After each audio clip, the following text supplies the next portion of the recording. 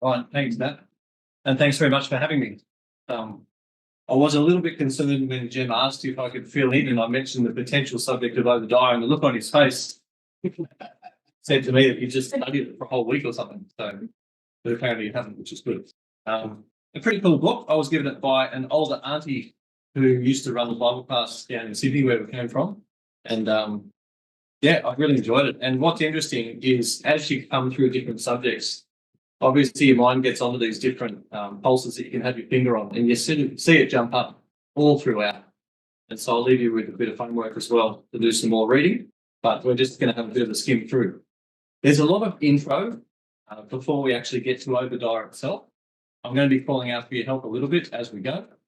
And yeah, don't hesitate to jump in at any point if you like, and I'll let you know if you've already jumped ahead in my notes. So a little known book. And the key detail is to have a look at the family history here, to have a look at Abraham's promises and to realise exactly where we are. I'll make you a great nation and I will bless you. I'll make your name great and you will be a blessing.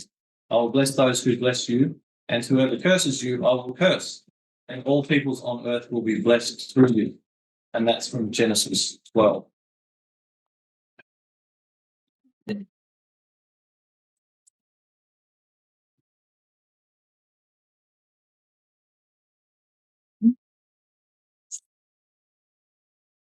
Right, so a bit of a timeline of where we're at.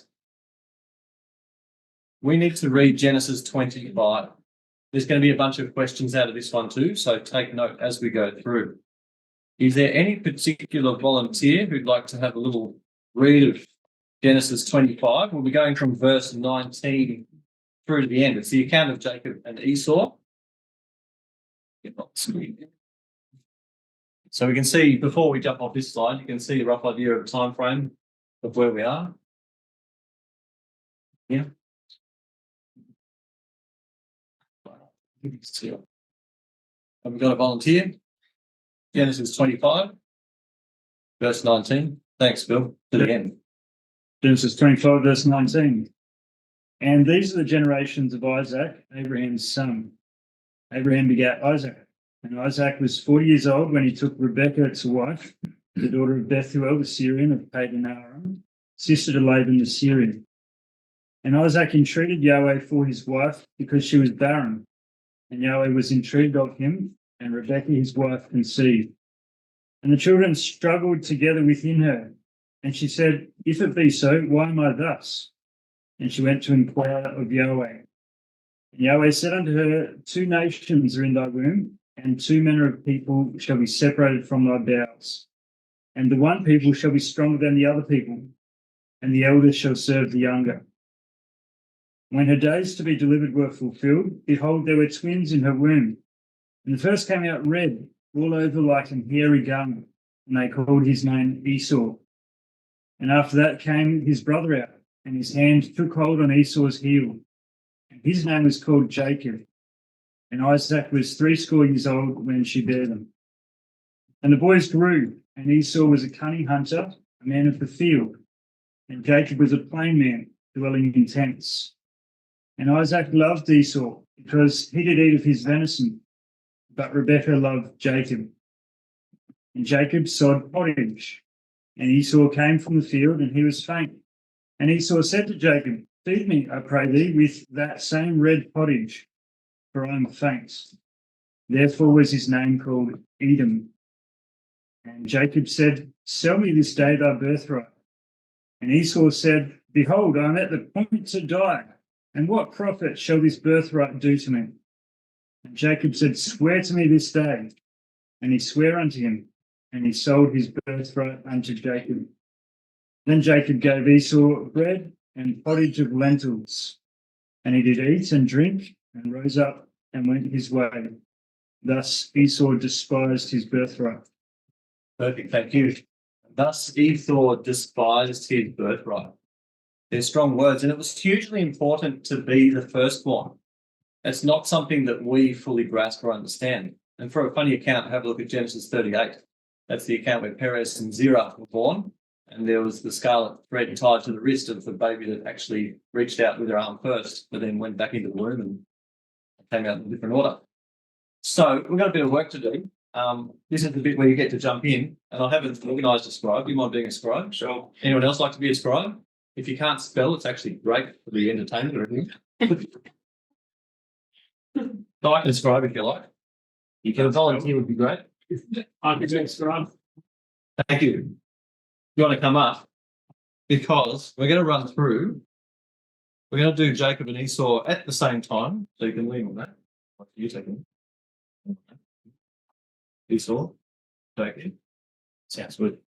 So the concept being, we're going to fill out some little ideas of what we're reading here. Stephen, yes, please. Because this will be fairly quick if everyone's into it. And I'd like to get down some of the key points of what we just read about Jacob and Esau. So the character makeup, what's happening, who these people are. Give me someone start anywhere. Or Jacob or Esau, you can call out either. Jacob was Older. There you go. Thank you. Sorry? He was older. Or Oh, Esau was older. Esau, okay.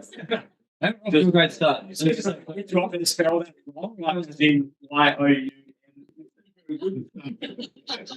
Yeah, have you? You had. All right. So the birth order is important. Right. Opposite to that. Thank you. Down at all or not? Yeah, why not? If it's important, we'll put down the opposites. If it's not, we won't. He was also area. Hairy, right? Hairy is important. Red. He was red. Strong. Who was stronger? Okay. And he's one time. Right, the Olympics are going really. Not much on Jacob. Jacob was smooth. Smooth, that's important. Smooth operator. He was a skilled one. Skill. I think that's important because he wasn't Jacob was practiced. he wasn't skilled in contract law, that's for sure. I'm sorry, I need to jump back to the time he was it stronger? So we're saying Jacob was stronger? Or Esau was stronger, okay. Can we describe stronger? Esau is hairy, someone said. Yeah, we got that here. Jacob took hold of Esau's heel. Okay. So what do you call that? Heel catcher. Heel catcher. What's his name? Heel catcher. All right. So this stronger one, I'm just going to park this one down the middle, if that's okay, because we're going to have a little bit of a look at that. Sound right there? Keep it up. Yeah. Jacob could make vegetarian dishes taste good. The only one that's free. So. One word. Rebecca loved you. Okay, this is a key point. So love my mother, love my father.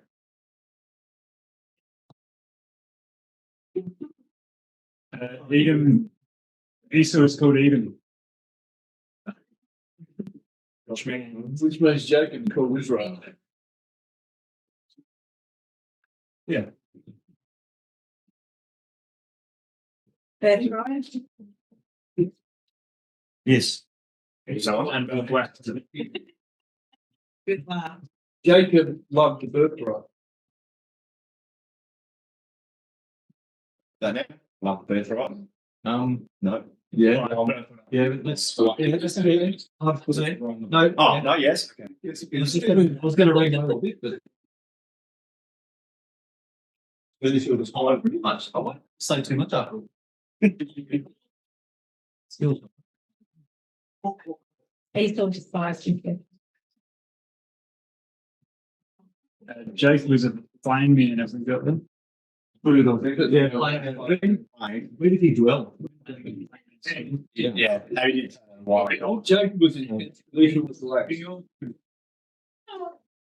What was that up to that? In the field. Ah, yes. Man of the field, man of the tents. Well,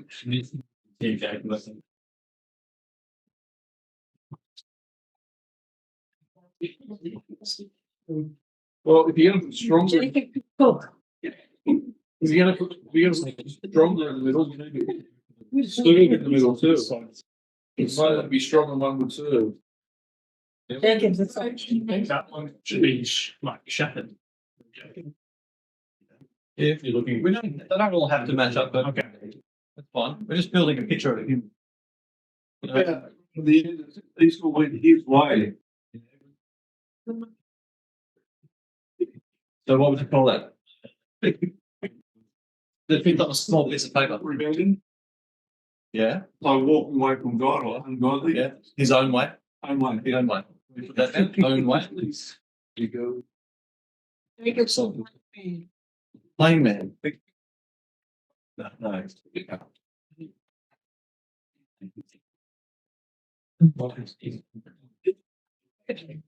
I'll say. Esau's sword. So was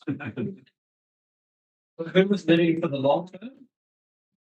And who was? So can we put living for long term and living for short?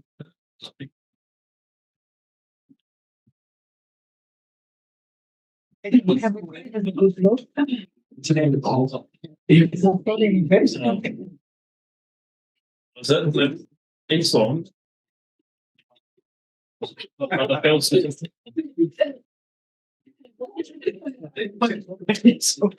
He's what? All right, I think we're drawing.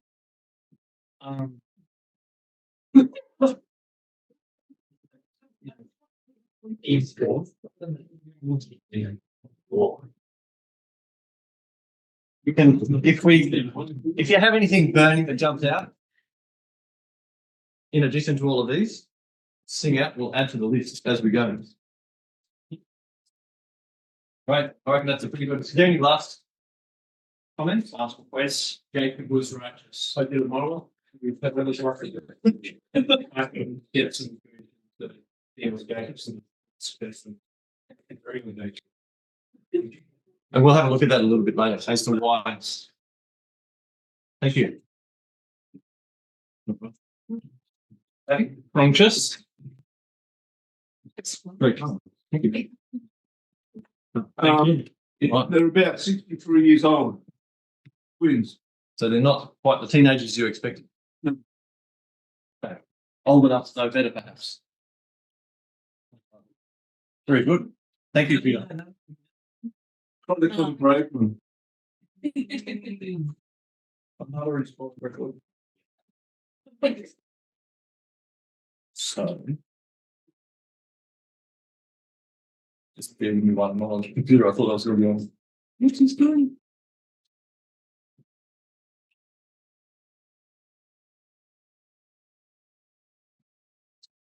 Thank you.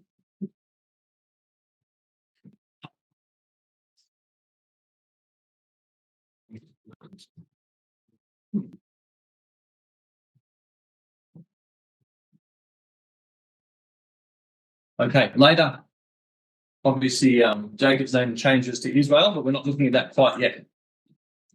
So, Israel meaning God may prevail, but again, we'll have a look at that a bit later when we have Abraham, Isaac, and Israel.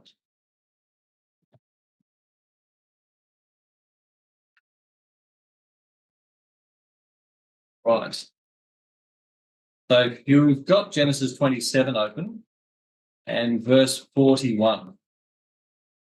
This seems to be the root of the problem here. Esau held a grudge against Jacob because of the blessing his father had given him.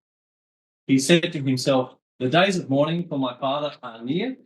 Then I will kill my brother Jacob." When Rebekah was told what her oldest son Esau had said, she sent for her young son Jacob and said to him, "Your brother Esau is planning to avenge himself by killing you.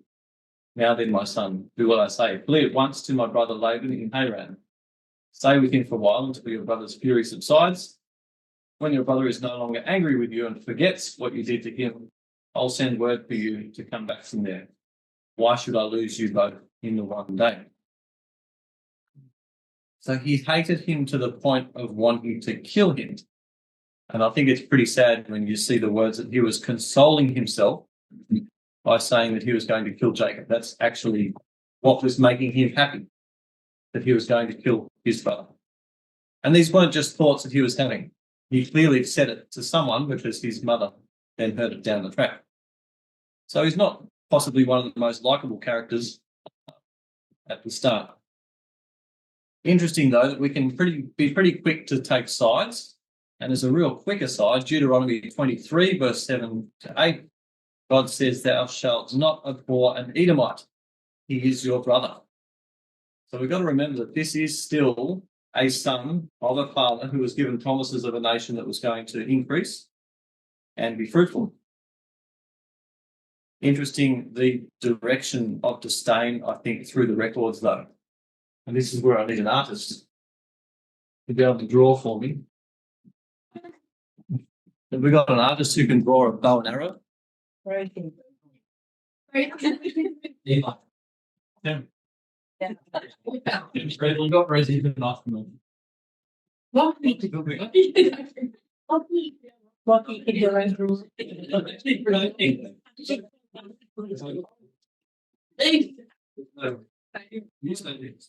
let me know when you're done. But actually, if we've got two artists in there.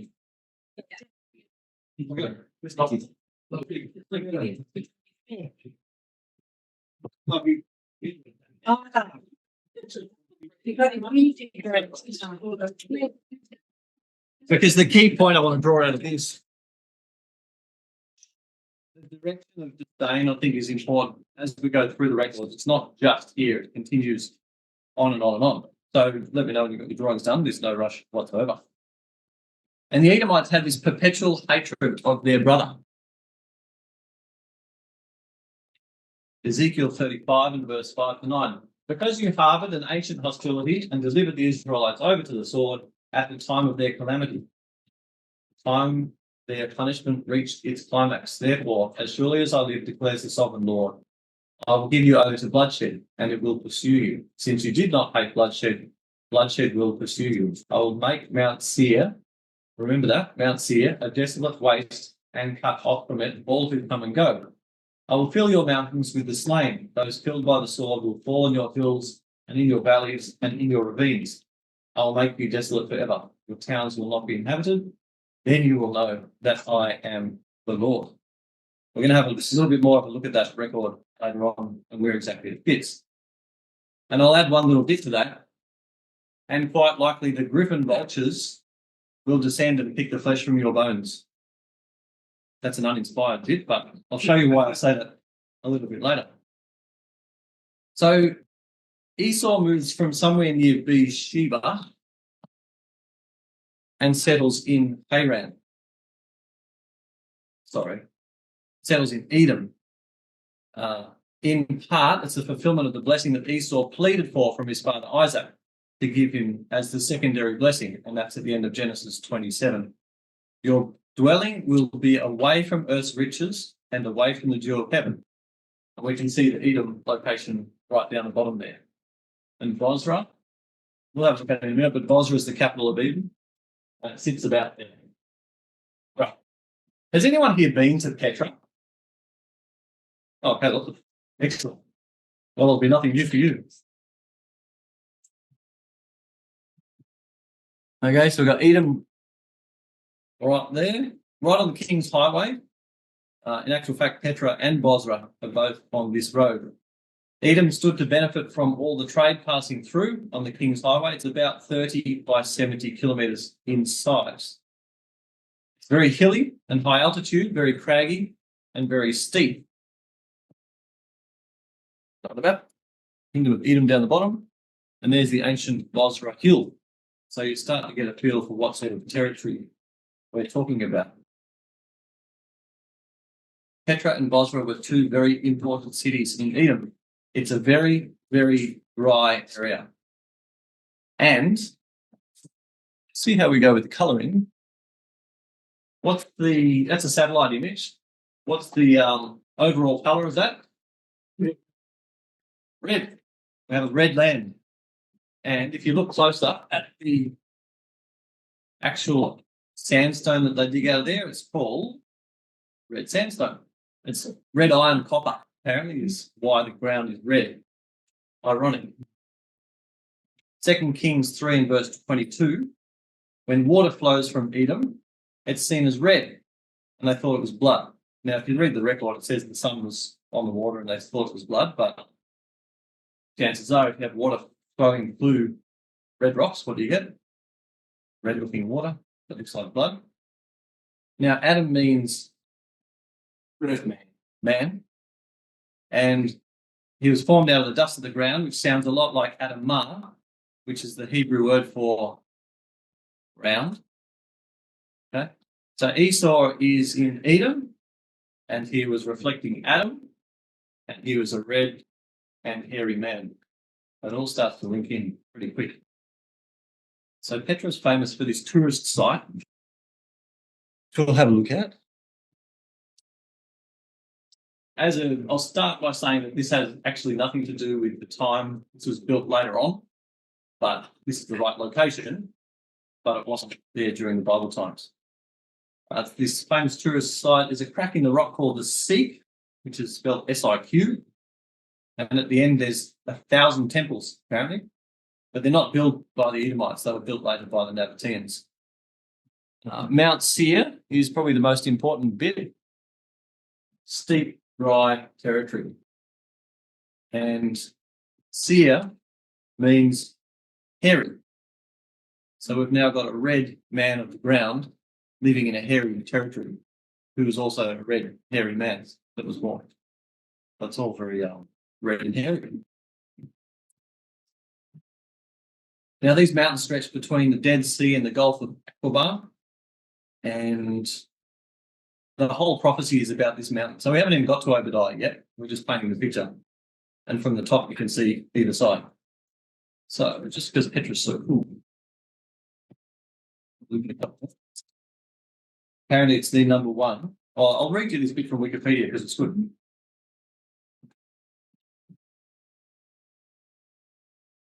Although the Nabatean kingdom became a client state for the Roman Empire in the 1st century BC, it was only in 106 AD that they lost their independence. Petra fell to the Romans, who annexed and renounced the Nabatea, or renamed Nabatea to Arabia Petrea.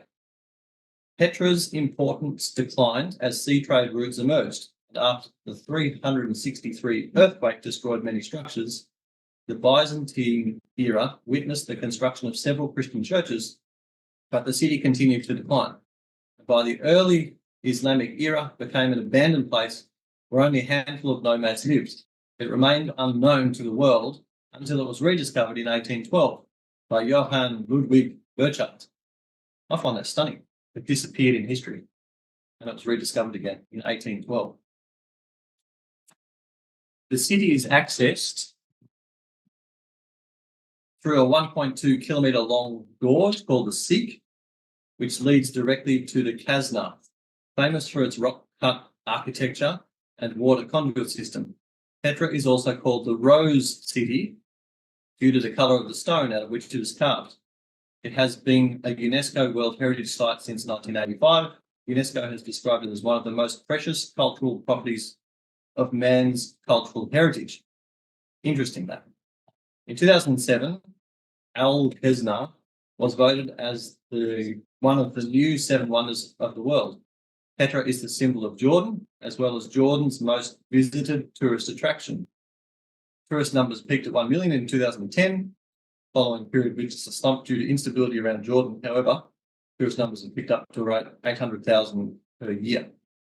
That's about 3,000 people a day. Not bad to go and have a look at a bunch of rocks.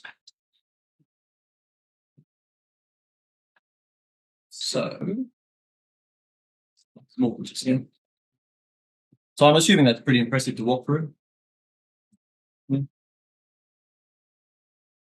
That's pretty, top 7 in the world's tourism spots. Pretty good. Okay, the Edomites would have driven out the Horites who lived in Seir, however, not all of them. As Genesis 36 verse 20 says, there were still Horites within Esau's descendants. So, Genesis 36 talks about Esau's descendants. We won't go, you can if you like. It's Genesis 36 and verse 31, where there were kings in Edom long before Israel. And I think I've got a couple more pictures of the. So that's not actually at Petra, but it's the same concept of water over time carving through these rocks as God's designed it. Incredible to see. So in a very dry area, in a desert, you can imagine suddenly you've got shade and you've got water. So it's a good place to be. But the mountain range is the important bit. So this mountainous is aquifer down here. And you can see this mountain range through here. So the area we're talking about is about in here. Out here. So I think I jumped ahead already in my notes that the hairy word in Hebrew is seer. And so we've got this red, hairy man living in a red and hairy territory. And the birthright was sold for what colour lentil stew? Red stew. Pottage, it was red. Just loved it. So what sort of people were they? Why? Which bit? Red. Yeah, red lentils. You can have a look if you like. Genesis 25, Verse 30. verse 30. Thank you. Oh, thank you. So the relations and tensions are important to note before we start getting into Edom itself. So if we have a look at, and this one we can have a bit of a question on later, because there's actually conflicting messages between Deuteronomy and Numbers of if the Edomites actually allowed passage for the Israelites or not. Let's read the quote and we'll go from there. Is someone happy to read Numbers 20, verse 18 to 21? Yeah. Thank you. But Edom answered, "You may not pass through here. If you try, we will march out and attack you with the sword." The Israelites replied, "We will go along the main road, and if we or our livestock drink any of your water, we will pay for it. We only want to pass through on foot, nothing else." Again they answered, "You may not pass through." Then Edom came out against them with a large and powerful army.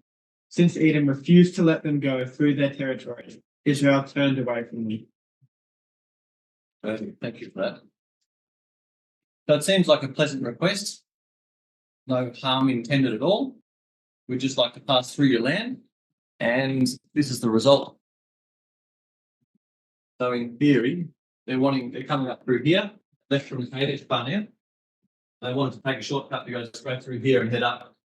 So the question was asked, can we pass through your land? But the answer was no. So it's a bit of a way around. But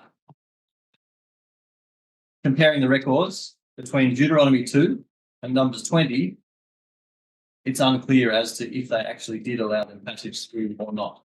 So going on that map, they did not allow passage through their territory.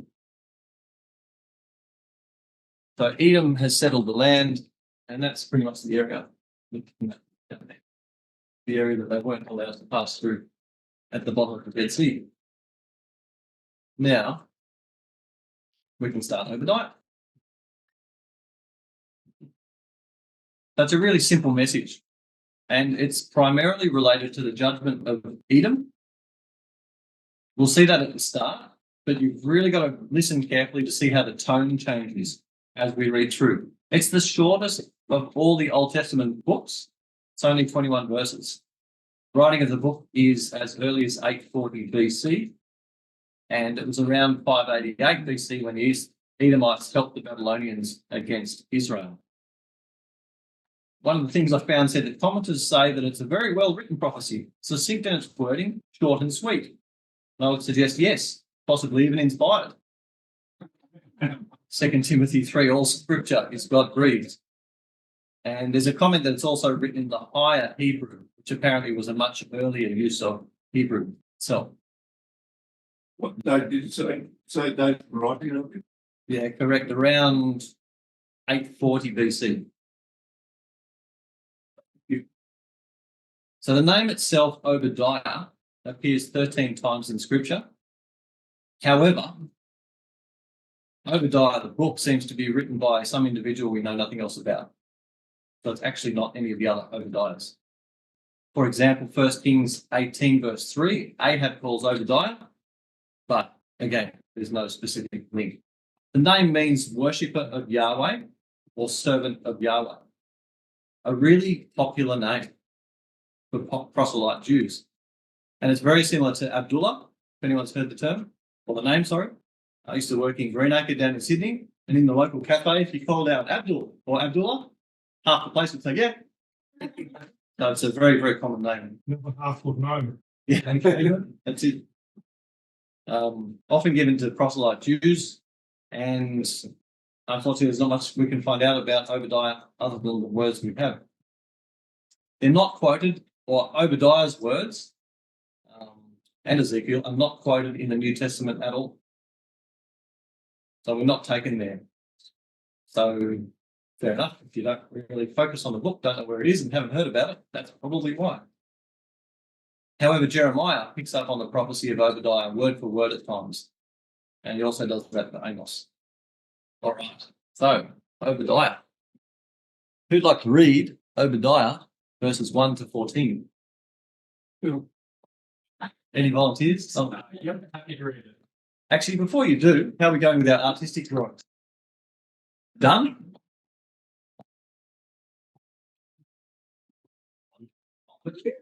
Yes.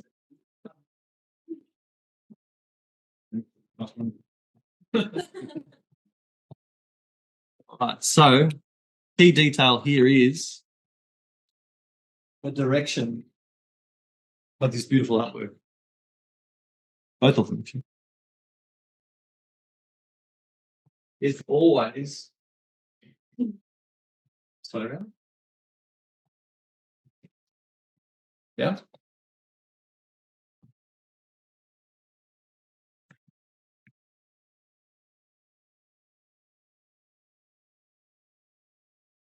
Nasty. Okay. That'll be important as we go through. Let's read. Thank you, whoever volunteered. The vision of Obadiah. Thus said Yahweh concerning Edom, a report we have heard from Yahweh, and the envoy among the nations said, rise and let us against her war battle. Look, I have made you lost among the nations. You are utterly spurned, your heart's arrogance deceived you, who dwell in the clefts of the rock, in your abode on high, who say in your heart, who can bring me down to the ground? If you go high as the eagle, and should you nest among the stars. From there I will bring you down, said Yahweh. Should thieves come to you, plunderers in the night, how you would be destroyed? They would take but what they needed. Should great harvesters come to you, would they not leave gleanings? How Esau has been stripped, his hidden places laid bare. To the border they have sent you off, all the men allied. They deceived you, prevailed against you. All the men in league who ate bread at the table have laid a trap beneath. There is no discerning you. Why, on that day, said Yahweh, I shall destroy the sages from Edom and discerning from Esau's mouth. And your survivors shall be terror-stricken, the manner that every man be cut off from Esau's mouth. For the slaughter, the outrage against your brother Jacob, shame shall cover you, and you shall be cut off forever. On the day you stood aloof, on the day strangers seized his wealth, and aliens entered his gates, and for Jerusalem they cast lots, and you were as one of them. And do not gloat on your brother's day, on the day of his downfall, and do not rejoice over the Judahites on the day of their destruction, and do not boast on the days of do not enter my people's gate on the day of their destruction. Do not gloat on your part over the evil that befalls him the day of his disaster. Do not stand at the crossroads to cut off his fugitives, and do not hand over his survivors on the day of distress. One more.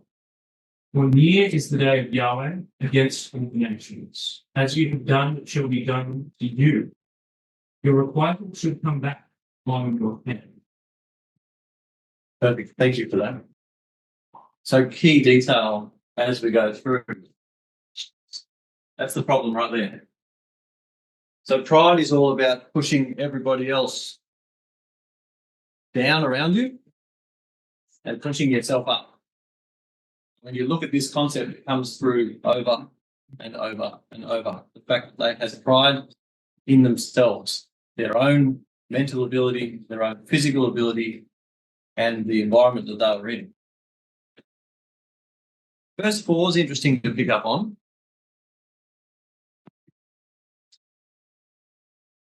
Apparently, it's a very specific bird, a griffin vulture, and it's not an eagle at all. And these specific birds nest high in crags in the rocks, not down like eagles might in trees.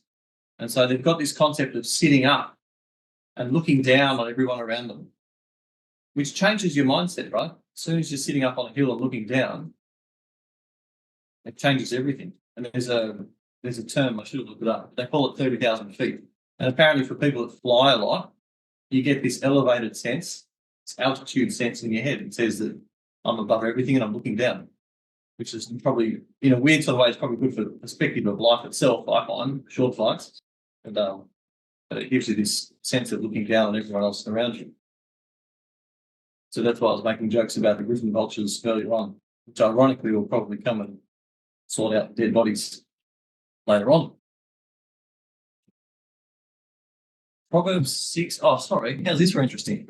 So I don't know how to read hieroglyphics, but that's the hieroglyphic for Edom. Any familiar characters there? Vulture. Yeah, we've got a couple of birds there. Well, at least one. Got a place cliff. A place cliff. Yeah. Yeah. And they think that they are what? Brown. King. But it's sort of ironic that when you have a quill, is that a quill in hieroglyphic? Maybe looking forward to. Okay, Proverbs 6, I'll do it together. Interesting to have a look at these points in Proverbs 6 and verse 16. There are 6 things the Lord hates, 7 that are detestable to him. 40 eyes, a lying tongue, hands that shed innocent blood, a heart that devises wicked schemes, feet that are quick to rush into evil, a false witness who pours out lies, and a person who stirs up conflict in the community. They had this confidence in their location because it was an easy to defend city. And you would have seen on the way through that it wasn't necessarily that they were out to attack others, but when someone else was being attacked, they were pretty happy to join in. And there's records of that we'll have a look at. They had this pride and this confidence in their clefts of the rock, as we read in verse 3. So when the Babylonians invaded Judah, the Edomites capitalized on their weakness. And that's in Zechariah 1, and verse 15 says that they helped forward the infliction on Judah and to persecute Judah in their time of trouble. And then Jeremiah 49, verse 17, Edom will become as Sodom and Gomorrah, is another prophecy. Then Jeremiah 27, verse 3, Edom becomes subject to Nebuchadnezzar. Ezekiel, there's so many references. Ezekiel 35, verse 14, God says, while the whole earth rejoices, I will make you desolate. As you have done to others, so I will do to you. So the Babylonians conducted the main invasion on Judah, but Edom was the one that came through and attacked any survivors. And we read it there in a similar way to the gleanings. It refers to the grapes being gleaned and there'll be none left. It's saying Edom did the same thing in verse 5 of what we read, that they'll come through and mop up any survivors. So ultimately, God will bring down man's pride. And in that verse 5 and 6, there will be nothing left. So 2 key verses. Verse 10, the coming judgment of Edom is an absolute key verse. So verse 10 says, because of the violence against your brother Jacob, you will be covered with shame. You will be destroyed forever. The great key verse, isn't it? And as an aside, in verses 12, 13, and 14, it says you should not do 3 things in each verse. Okay. And then in Amos 1, verse 6, but thus says the Lord, for 3 transgressions of Gaza, and for 4, I'll not turn away its punishment, because they took captive the whole captivity to deliver them up to Edom. But I'll send a fire upon the wall of Gaza, which shall devour its palaces. I will cut off the inhabitants from Ashdod, and the one who holds the scepter from Ashkelon, I will turn my hand against Ekron, and the remnants of the Philistines shall perish, says the Lord God. So it's just interesting to look at that verse 12, 13, and 14, the way that there's 3 sins in each verse.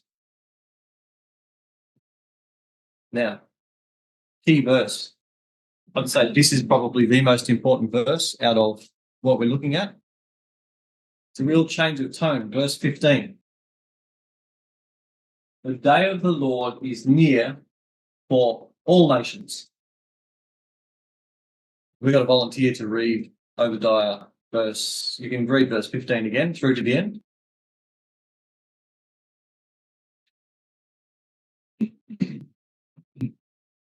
Is that me? No, anybody.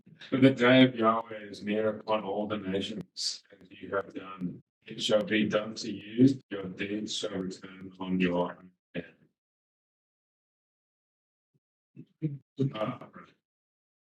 For as you have drunk on my holy mountain, so all the nations shall drink continually. They shall drink and swallow and shall be as though they had never been. But in Mount Zion there shall be those who escape and shall be holy. And the house of Jacob shall possess their own possessions. The house of Jacob shall be a fire, and the house of Joseph a flame. The house of Esau stubble. They shall burn them and consume them. There shall be no survivor of the house of Esau, for Yahweh has spoken. Those of the Negev shall possess Mount Esau, and those of the Shephelah shall possess the land of the Philistines. They shall possess the land of Ephraim, and the land of Samaria, and Benjamin shall possess Gilead. The exiles of this host of the people of Israel shall possess the land of the Canaanites, as far as Zarephath. And the exiles of Jerusalem, who are in Shepherad, shall possess cities of the Negev. Saviors shall go up Mount Zion, and Mount Esau, and the kingdom shall be Yahweh's. Thank you. So all of a sudden, we take the first 14 verses of Obadiah, which are all negative. They're all attacking people who sound like they're worthy of being attacked. They're reflecting all of this Esau-ness. And then suddenly it says all nations. And for the rest of the book, it's talking about all nations. Verse 15, the day of the Lord against all nations is near. Edom's pride and fall is symbolic of the fall of all nations who seek to follow that.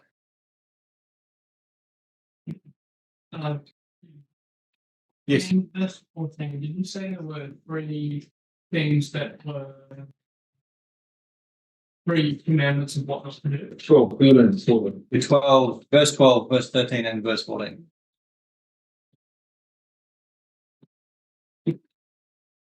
We're only counting 2. Yeah. You should not wait at the crossroads to cut down their fugitives, nor hand over their survivors in the day of their trouble. That's the end of the verse. Okay, can we make it 3, 3, and 2? Unless we split the waiting and the cutting down of their fugitives. I thought that's what you. Let's have a look at it after. You stand at the crossroad, the conflict, isn't it? That's true. And then you cut off the reason you stand at the crossroad. I'm happy with that before. So what's even further condemning is I've got next to each verse in my own writing written 1, 2, 3, 1, 2, 3, 1, 2. So, You got some? yeah, Okay. I'll back you up on the That's second. good. Yeah, it's true. And then it's interesting, like the Amos quote has the 1, 2, 3 plus a fourth as well. So, yeah. Right. Thank you. I have to correct my notes after, so I don't all have to sit there silent. And so this prophecy plays out. The Edomites are weakened when Nebuchadnezzar comes into the land, and the Nabatean Arabs from the northwest Arabia attack the Edomites. That's in 1 Kings 11 and verse 14. Solomon's adversaries. After David and Joab had struck down all the men of Edom, but Hadad only, a boy, escaped to Egypt with some Edomite officials. They later became known as the Idumeans, that's the name that the Greeks and Romans used for Edomites. The Herods were Idumeans. So they were forced to become proselyte Jews before disappearing altogether. And there's been a number of nations since that took over and destroyed Edom as it was. And we can see the ruins of Bozrah there. Not too much left in the foreground anyway. And just because there's one in most places. But again, these civilizations are after the specific Bible times that we're looking at.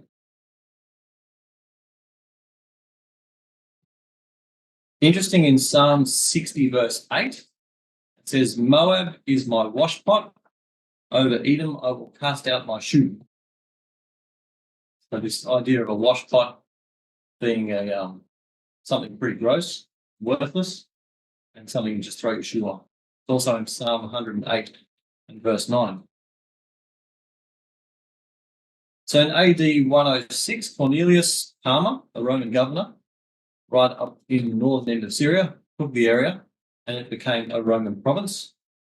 And there's a whole list of them, but basically Hadrian took it over and they renamed it Hadriana, and then it became an area of pagan and Christian amalgamated worships, and apparently they had a festival on the 25th of December. And Muslims saw this worship and then they decimated the area, and that was in AD 629. So did the Edomites heed the message? Interesting to have a look at verse 17, because very similar to Jonah, the next book, the person changes. Suddenly it stops talking from the third person and it jumps into the second person, like the writer actually went there to give them direction. Not that different to what Jonah did. But then we have that bit in verses 17 to 21 where there's a hopeful future for the restoration of God's kingdom over Jerusalem and over all nations. So the whole reason we went through the intro is just to try and understand the deep-seated rivalry between these two. Remembering that we've got a dagger and a bow and arrow firing this way. Okay? You could argue that Jacob started it, but he knew what was important. He claimed to it. So, take-home lessons for us now. Hebrews 12. Make every effort to live in peace with everyone and to be holy. Without holiness, no one will see the Lord. See to it that no one falls short of the grace of God, and that no bitter root grows up to cause trouble and defile many. See that no one is sexually immoral or is godless, like Esau, who for a single meal sold his inheritance rights as the oldest son. Afterward, as you know, when he wanted to inherit his blessing, he was rejected. Even though he sought the blessing with tears, he could not change what had been done.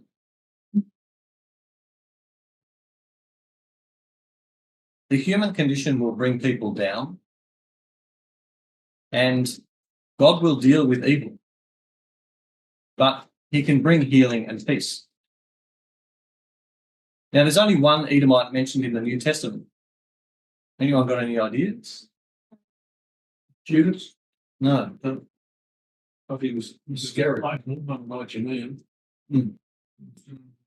One Edomite. It's a hint. I'll give you a hint. Okay, so thoroughly opposed to the line of Abraham.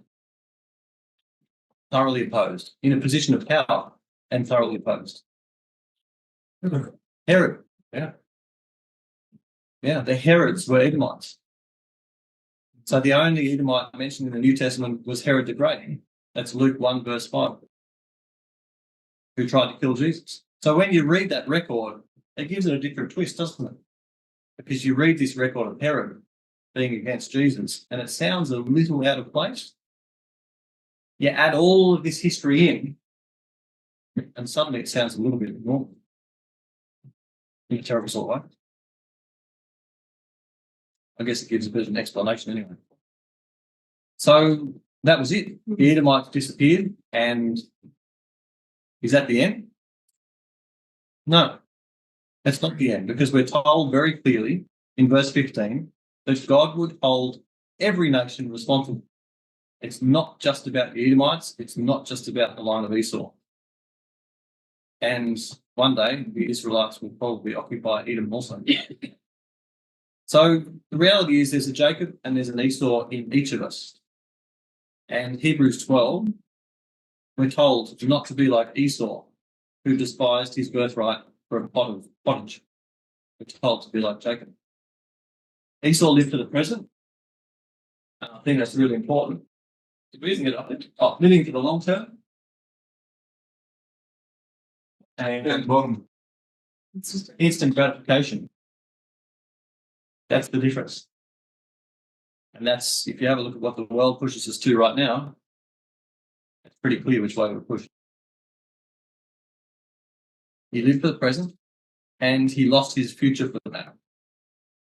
When God speaks, he keeps his word. So that's the ultimate lesson for us. We have a choice of a red, hairy land, of our self-wisdom, or we can have a God-centered, prayerful life, thinking about the future, understanding what's important, not dictated to by human desires. And there's a whole list of red and what it symbolises that we can go through, but we'll leave that for now. Because at the end of all of that, it comes around to representing Jesus and his sacrifice for us. So, to have a little bit of a look at a summary, I like this one. I'm not sure why people have to copyright such things. It's a good summary. So if you're after a bit of follow-up reading, Romans 9 is great to just continue the theme as far as the New Testament book itself. Easy to read and follows in. So is God's choice here fair? If we were to question, as an exercise, if we were to question God's fairness, is it fair? We'd probably say no. But the reality is God's not fair, because if you look at his blessings and his forgiveness and his allowance for forgiveness that's available, that's not fair either. So we need to be careful when we question that. Jacob desired the future things and he had faith. And Esau prioritised the here and now, and he got his pottage. He was a man of flesh, and that's where it ended. That's it. I do have a couple of questions, but